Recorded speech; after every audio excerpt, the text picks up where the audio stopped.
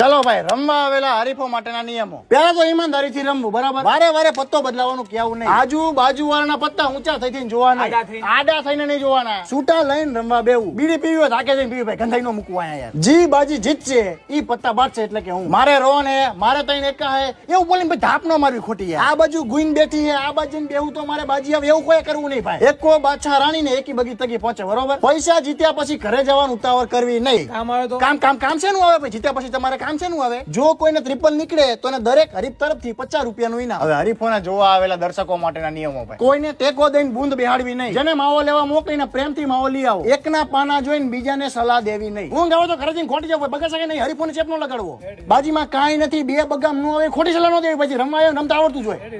ટોળા વળીને ખોટી ગભરામણ ન કરવી. જીતે એની પાસેથી વાપરવાના માંગવા નહીં. હારેલા હરીફની મસ્તી કરવી નહીં, બાકી લફ દઈને લાફો પડી જશે, બરોબર? મસ્તી કોઈ નહીં કરવાની. મારી છે ને ભાઈ, મારી